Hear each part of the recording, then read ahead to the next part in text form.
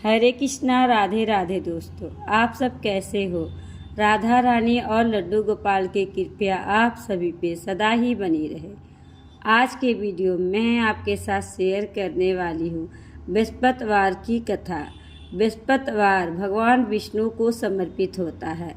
बृहस्पतिवार के दिन सुबह स्नान आदि से निर्मित होकर विष्णु भगवान की पूजा की जाती है।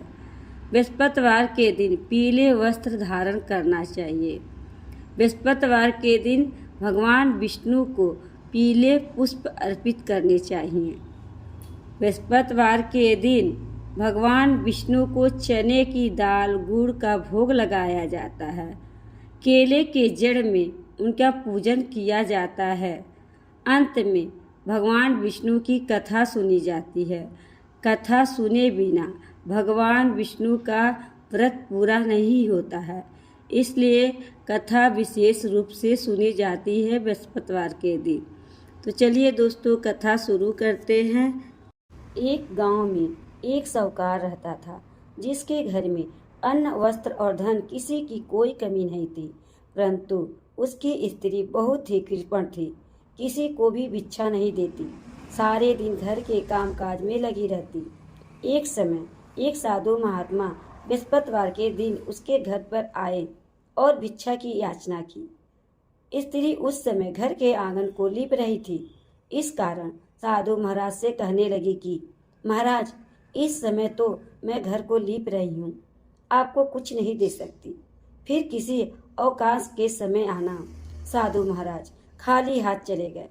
कुछ दिन के पश्चात वही साधु महाराज आए, उसी तरह भिक्षा मांगी। साहूकारनी उस समय लड़के को खिला रही थी। कहने लगी, महाराज मैं क्या करूं, अवकाश नहीं है, इसलिए आपको भिक्षा नहीं दे सकती। तीसरी बार महाराज आए तो उसने उन्हें उसी तरह से टालना चाहा, परंतु महात्मा जी कहने लगे कि यदि तुमको बिल्कुल ही अवकाश हो जाए तो मुझको भिक्षा दोगी? साहूकारनी कहने लगी कि हाँ महाराज, यदि ऐसा हो जाए तो आपकी बड़ी कृपया होगी। साधु महात्मा जी कहने लगे कि अच्छा, मैं एक उपाय बताता हूँ। तुम बृहस्पतिवार को दिन चढ़ने पर उठो और सारे घर में झाड़ू लगाकर कूड़ा एक कोने में जमा कर दो। घर में चौका इत्यादि मत लगाओ। फिर स्नान आदि करके घर वालों से कहो उस दिन सब हजामत अवश्य बनाएं। रसोई बनाकर चूल्हे के पीछे रखा करो, सामने नहीं। शाम को अंधेरा होने के बाद दीपक जलाओ तथा बृहस्पतिवार को पीले वस्त्र मत धारण करो, ना पीले रंग की चीजों का भोजन ग्रहण करो। ऐसा करने से तुमको घर का कोई भी काम नहीं करना पड़ेगा। साहूकारनी ने ऐसा ही किया। बृहस्पतिवार को दिन चढ़े उठी, झाड़ू लगाकर कूड़े को घर में ही जमा दिया। उत्सुक ने हजामत बनवाई, भोजन बनाकर चूल्हे के पीछे रखा।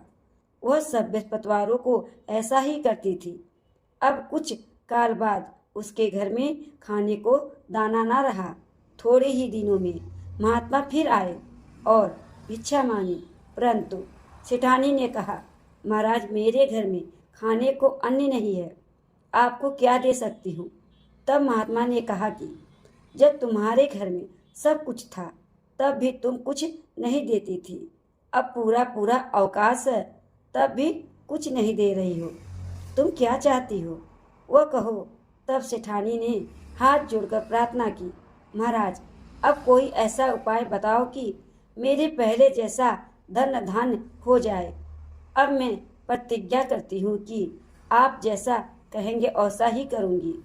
तब महात्मा जी ने कहा, बृहस्पतिवार को प्रातःकाल उठकर स्नान आदि से निर्वित होकर घर को गौ के गोबर से लीपो तथा घर के पुरुष हजामत ना बनवाएं। भूखों को अन्न जल देती रहो। ठीक संध्या काल दीपक जलाओ।